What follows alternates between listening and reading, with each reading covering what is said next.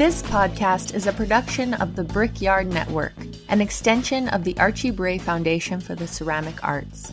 To find out more about our lineup of ceramic podcasts, visit brickyardnetwork.org.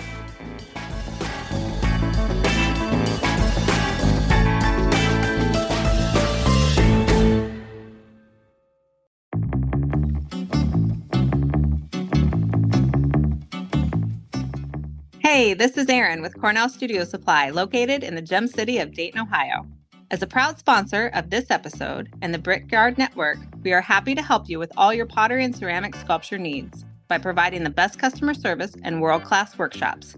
Visit CornellStudioSupply.com for 20% off the largest ceramic book selection of all time. At Cornell Studio Supply, we are owned and operated for potters, by potters. Today's episode is brought to you by the Rosenfield Collection of Functional Ceramic Art. The collection exists as an online source for research and inspiration, featuring photos of thousands of objects made by over 800 artists. The images are high quality and can be used with no permission required, making them a great resource for students and teachers. To find out more, visit www.rosenfieldcollection.com.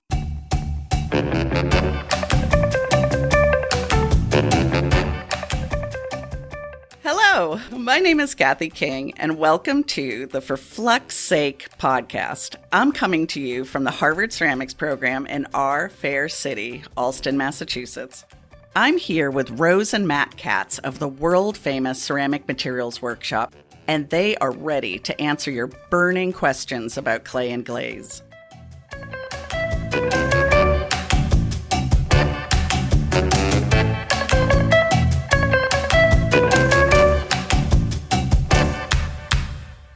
Well, hello and welcome to another episode of Fluxed Up, where we talk to stars of the ceramic world to talk about their struggles and failure. Matt and Rose, welcome back. Hey, Kathy. Hey, Kathy. And this episode, we have the amazing Pattie Chalmers with us. Hello, Pattie. Hello, everyone. Yay! Hey, Pattie. So let's just start. What's the worst thing that's ever happened to you? No. Okay. Just rip that Band-Aid off. Let's hear the gossip. Did you start school already? Oh, yeah, 2 weeks ago. Are 2 you kidding? weeks? Wow. Is everyone settled in at this point, or? I don't know. Like, are they? Maybe. It's hard to say. I feel like they're all.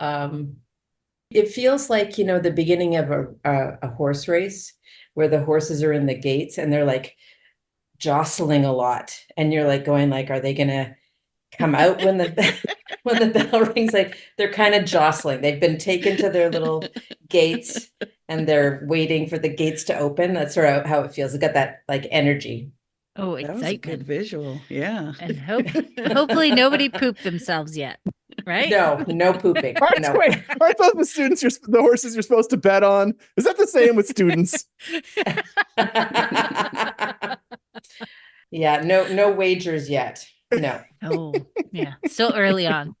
And I mean, you run an amazing program. How big is it? How many undergrads versus grads, or what? Tell us about that.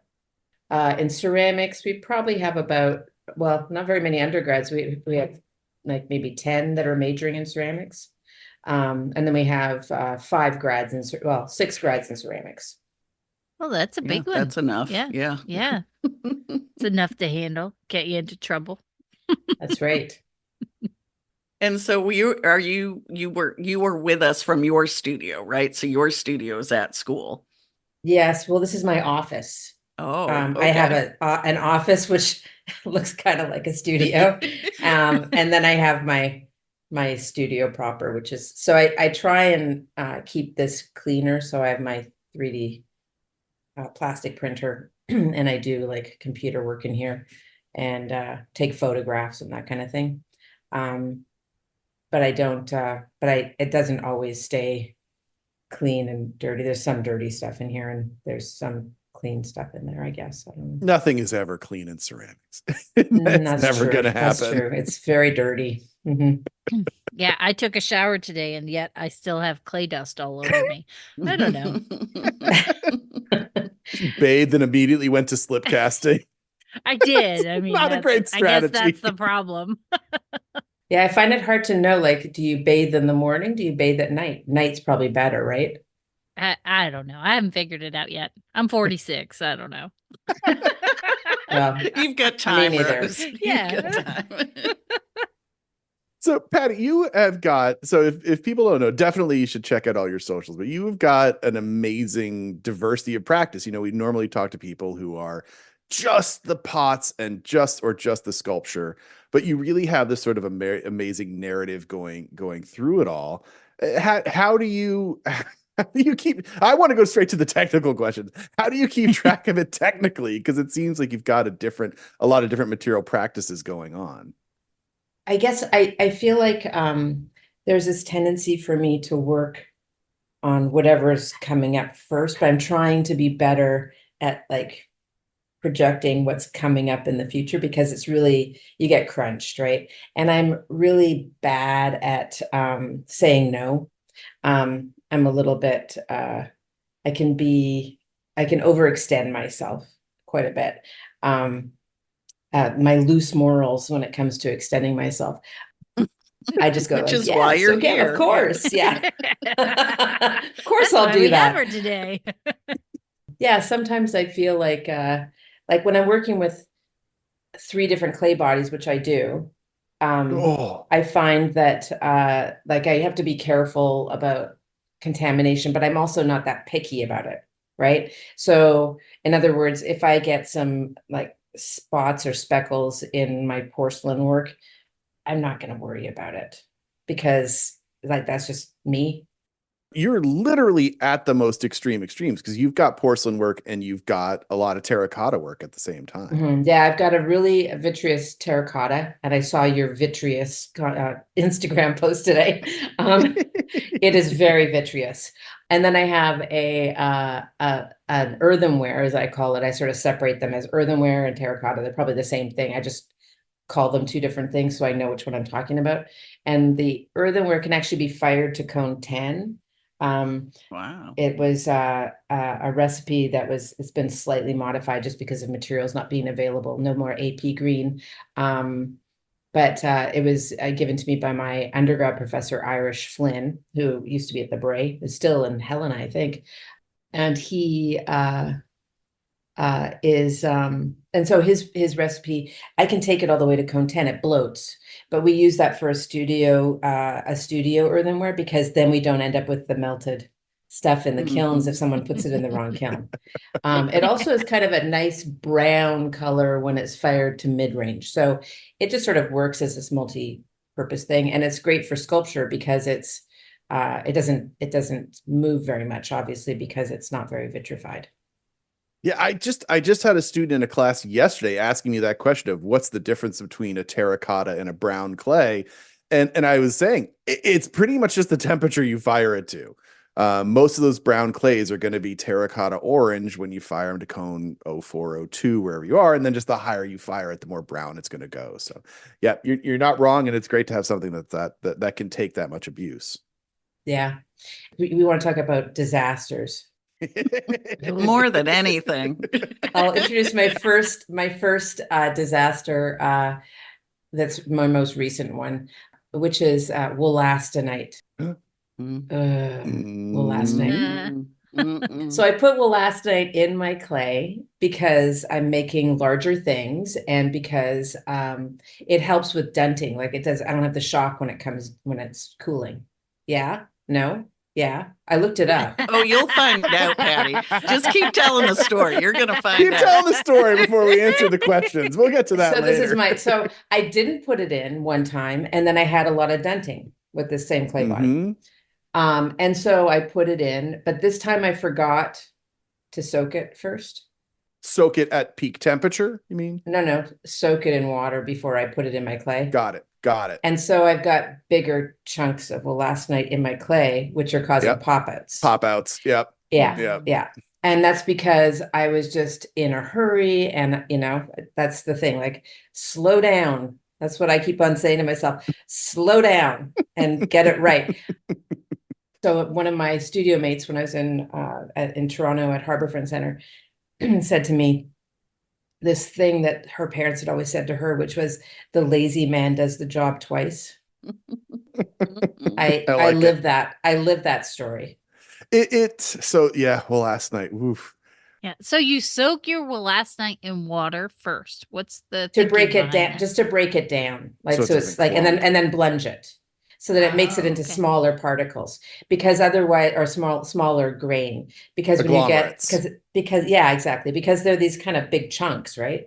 In the bin when you get it, Oh, like when yeah. it's kind of It chunky. can be, yeah. Can be, yeah. Ours is. Yeah. So the wollastonite in of itself is a calcium source. It's calcium silicate. And the problem is many people who work at higher temperatures won't have a lot of experience with pop outs. But pop outs are a huge problem at lower temperatures, especially because what happens is calcium, when you fire it, will often turn into calcium oxide. And even though you've got wollastonite, which is calcium silicate, there's still going to be some calcium carbonate in there, and it'll turn into calcium oxide. What happens is, because the work is porous, water can reabsorbed into the clay body, and then it rehydrates the calcium oxide, which then swells. And because the clay isn't as tough as a vitrified clay, it'll literally pop out, and you'll get these sort of blowouts. It'll just like, and you'll see them go down, and oftentimes they'll end at a little white nub, and that is the calcium deposit. And glaze will stress it out even more, because the glaze is pulling on the body and can pull it out. So wollastonite is often a way of thinking of getting calcium in there as an attempt to vitrify the body. The wollastonite in of itself, yeah, conventional wisdom is that it'll prevent the dunting. What it's actually doing is fluxing the hell out of the body. Alkaline earth fluxes. So I should stop using it. It depends on what you're trying to get the body to do. That's the big question. Yeah. Right. Okay. Because with the calcium, it is clay bodies traditionally don't have alkaline earth fluxes in them. They just have alkali metal like feldspar. But those alkaline earth fluxes will really act like rocket fuel as a flux. And that's what's helping, is that it's helping to get the body more vitrified, which is making it tougher, which is what's preventing the dunting. Dunting is that same thermal expansion stress on the clay body, and you're just trying to get it more vitrified, because feldspars don't traditionally work at lower temperatures. So that's why historically people use talc or something like that to try to get into the body. And you're right that wollastonite is the better source, but if you don't get it evenly distributed throughout the body, it's gonna get real ugly real fast.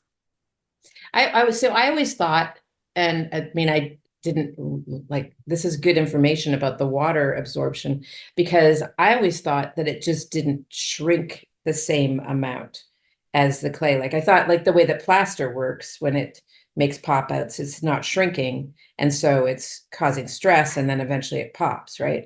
Is that the same? Is that not true? It's not. It's the re-expansion. Okay. And those calcium sources, they're a big problem. Oftentimes people will see them with grogs. A lot of grogs won't be all that pure. And actually, one of our favorite things back when I was in research at the universities is, whenever we'd get this problem, we'd literally take the grogs and we'd drip hydrochloric acid on them, and you'd see these little calcium deposits just foam like crazy in the hydrochloric acid. Nothing else would react. And that would create that stress. If you do have pop outs, one thing that or if you say forgot to solve the problem, one thing that you can do is say you made all this work and you have all this clay, and you're like, oh no, you realize after the fact, take all of that work and soak it in water, just submerge it in water for like a couple of weeks. And what you'll do is you will then hydrate that calcium source and it won't cause as much stress, because you sort of force the issue by overwhelming it. So that can help solve the problem. But yeah, more than anything, that you're absolutely right to mix it, to hydrate it.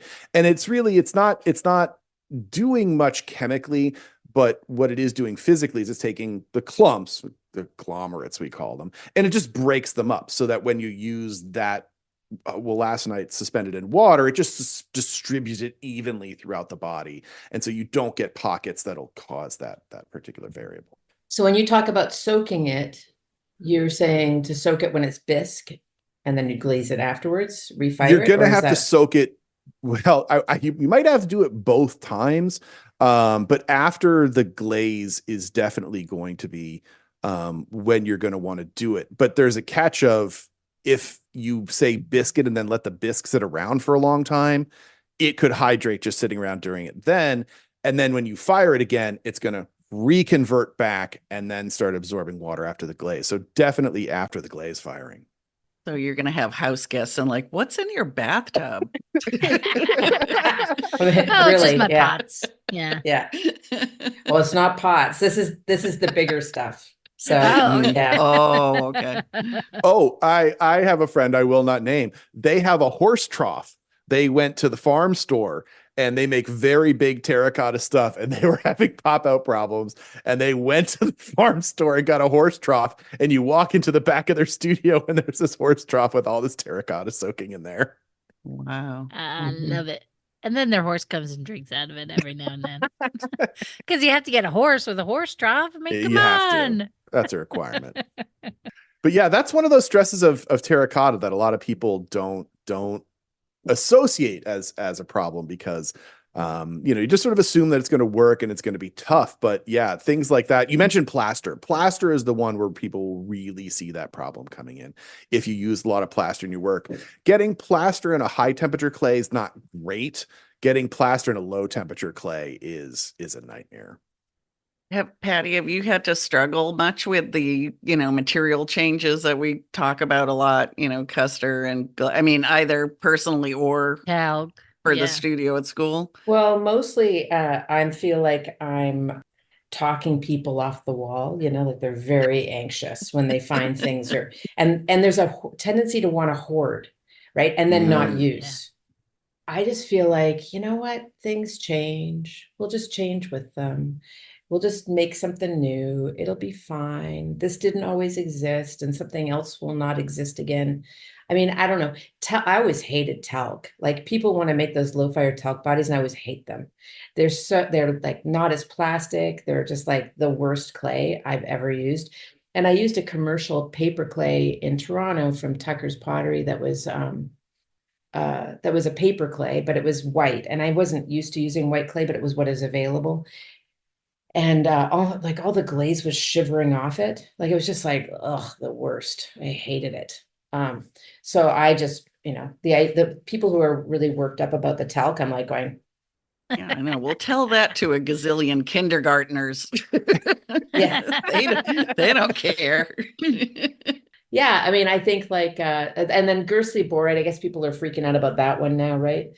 And there used to be the Albany slip freak out. Like, there's just always a freak out. And I just go like, well, whatever, like, life changes. Like, nothing is going to stay the same. Like, that's just the nature of things. So I don't know. Yeah. Maybe I just assume, like, so my grandmother had, when my grandmother passed away, my parents were cleaning out her house, and they found a pair of sheets, like a set of sheets that she got for their wedding, that were still in the package. Wow. Oh, wow. And this is like, they were, and she used to work when she was younger at a tourist camp, and she would take the sheets from the tourist camp that were being thrown away because they had holes in them, and she would mend them, and then she would use those sheets her entire life.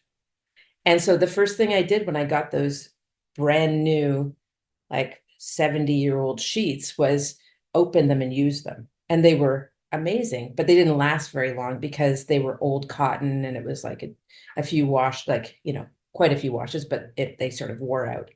But I think about the saving things for good, like this sort of hoarding, like, oh, I got to be careful about how much Gersley borate I use because there's not going to be any soon. And I'm like, now just make what I need until it's gone, and then I'll figure something else out.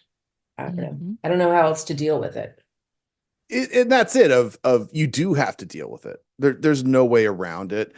And I think that the bigger thing that we experience to a lot of makers is just the trauma of having to deal with it and not wanting to deal with it. And it's not the thing I want to deal with right now. Or the worst case scenario is like, yeah, you make a whole load of work for a show, for a sale, for whatever. And then all of a sudden all your glazes shiver off because the clay company changed something and they didn't tell you. And, that's the type of exhaustion. It's really funny. It's why Rose and I do what we do, because there are so many people out there that just want to do the making parts of it, that they don't have the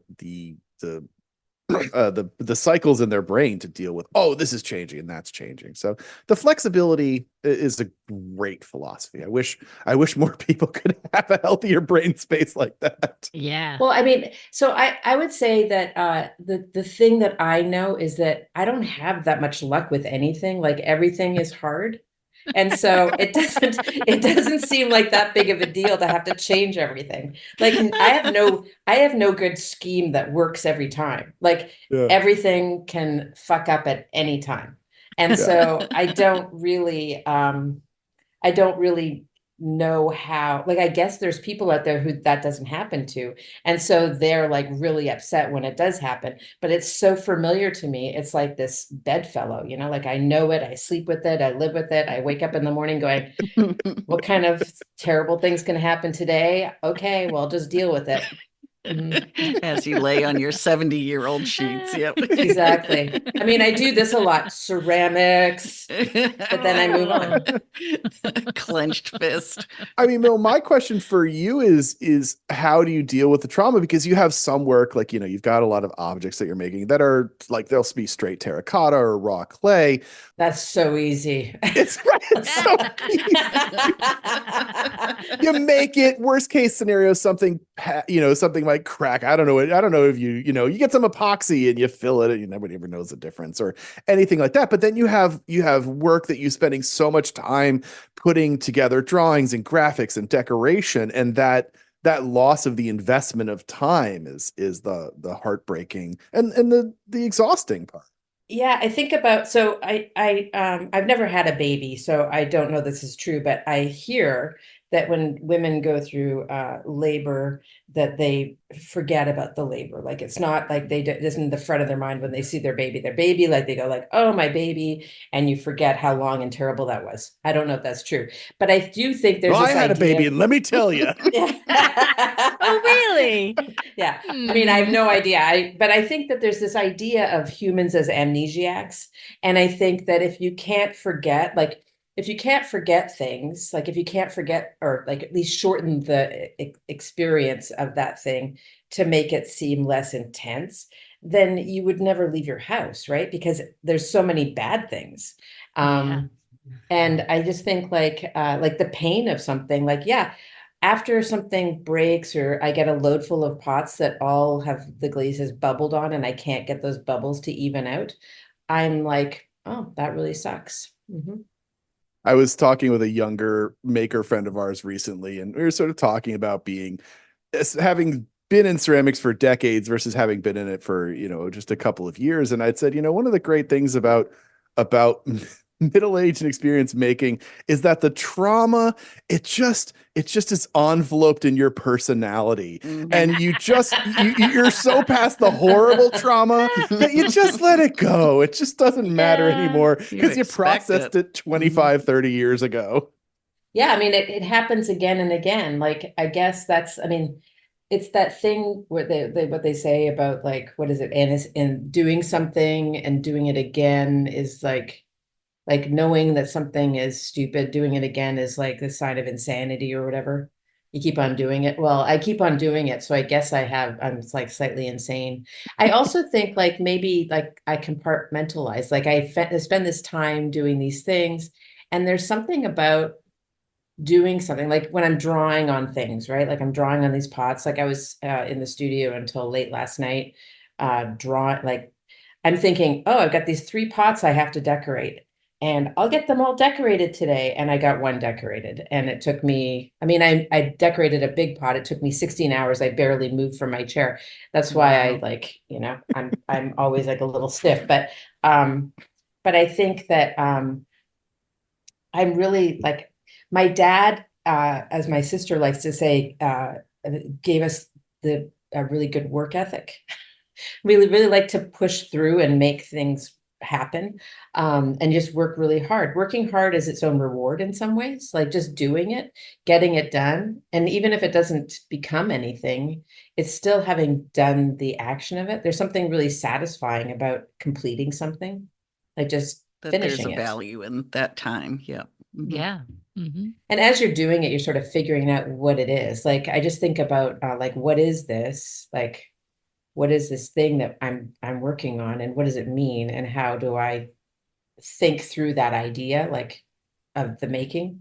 And so I think that time, even if it's not, it doesn't, the end product isn't perfect or doesn't work out at all, it's still time I spent with myself, which I think some people don't spend very much time with themselves.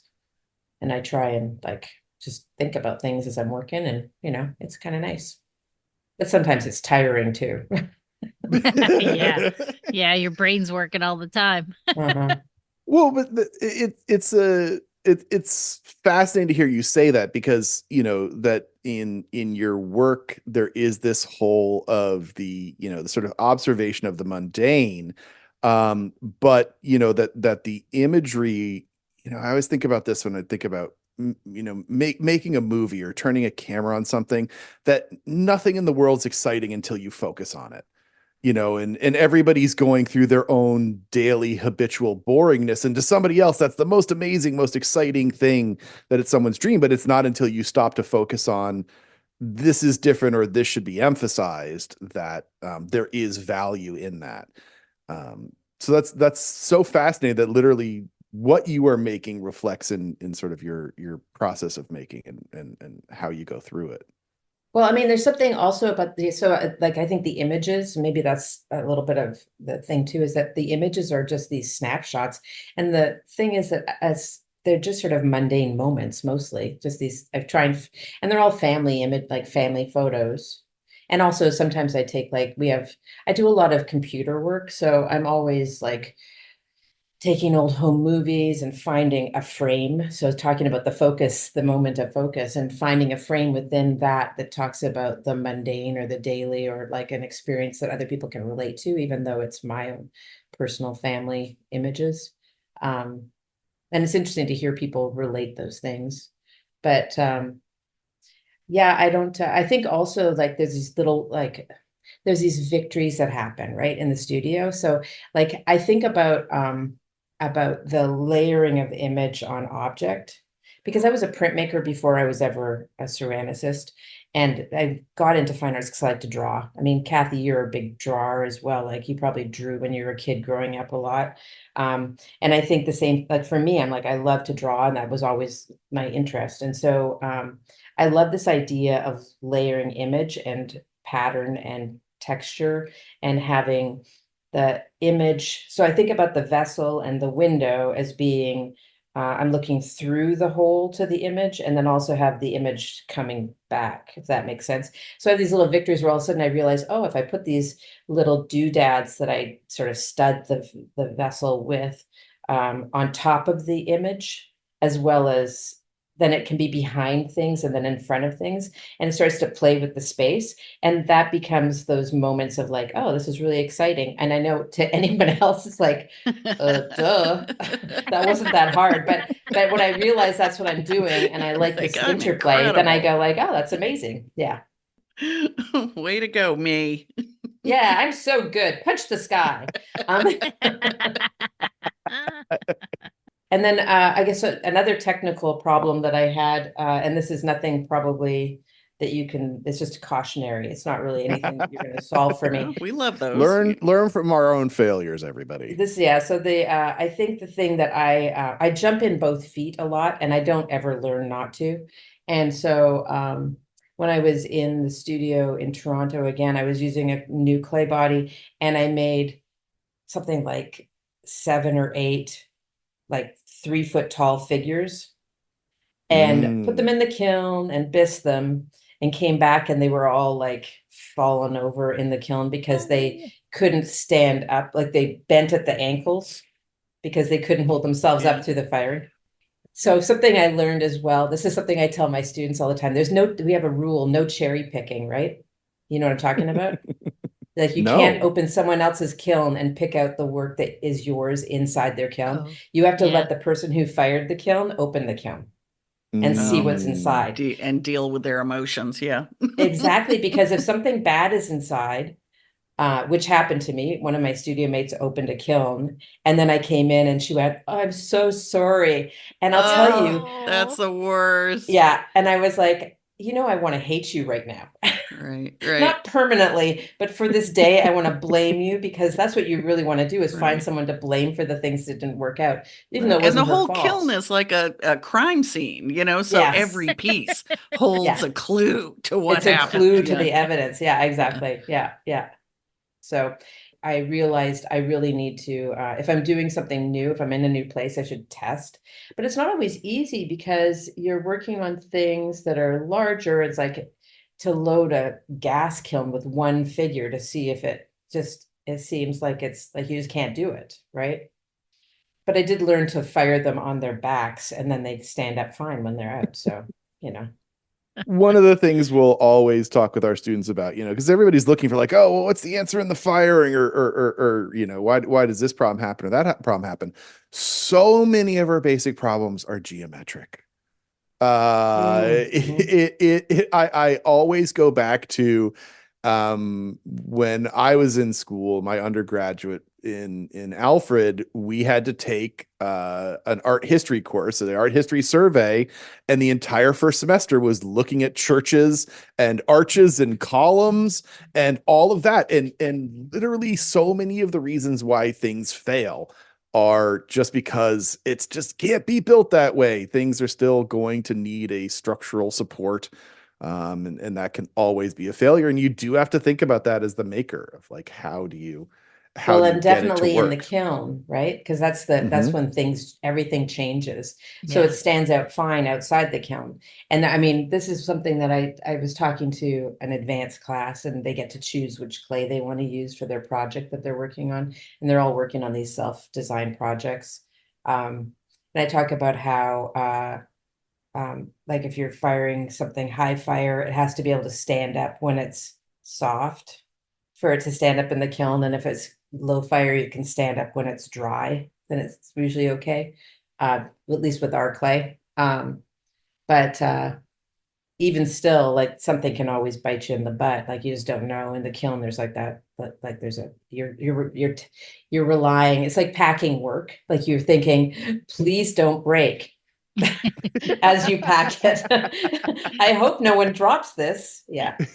Well, in the kiln, you're causing a chemical reaction, and that's you have no control over that right now, in the kiln. So it's going to be out of your hands. And that is the way you have to be prepared for it. There's always this talk about, sort of the kiln as an act of faith that, you hope it's going to come out on the other side. I always talk about the kiln as puberty, that it's going through a transition. It's going through a change. It's going to be the same on the other side, but it's going to be different, and it's going to be traumatic for somebody. I think it's, I don't think it's about, Grayson Perry, there's a quote from him where he says that opening a kiln is an exercise in controlled disappointment. That's perfect. That's a good one. We always call it post-firing depression. Yeah. Mm-hmm. I know, I hear everyone talking about kiln Christmas, and I go, Christmas where you didn't get what you wanted.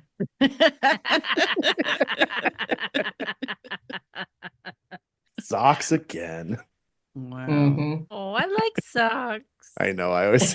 I'm sure now we like socks. 8-year-old you hated socks. Oh my God. I caught myself in a conversation about compression socks and the other day. I'm like, God, I really am old as hell, man. Cool talk for kids. I did order compression socks the other day, but they were for my mother, so I don't feel quite as, but I do think about like, oh, maybe I need some of those. We do have cement floors in the studio, which is always another painful issue. They are godsend when you're on cement floors all day. And the breaking of our bodies. It's the next trauma of ceramics. That's one of the things, actually, speaking of the breaking the body, that about doing so many different things, is that if you're doing different types of work all the time, then you're not you're changing the way you're using your body, and you're not wearing yourself out quite as quickly. I don't think. I'm hoping. Knock on aluminum. Maybe. Yeah. Well, Pattie, thank you so much for being with us. This has been so great. It's so good to see you all. Thank you for having me. It was really great. Well, folks, that's it for this week's episode of For Flux Sake. I'd like to thank the listeners who submitted questions this week. And if you want your question answered on the show, shoot us an email at ForFluxSakePodcast@gmail.com. So join us next time, and when in your studio, remember what Rose always says. Always remember to test, test, test.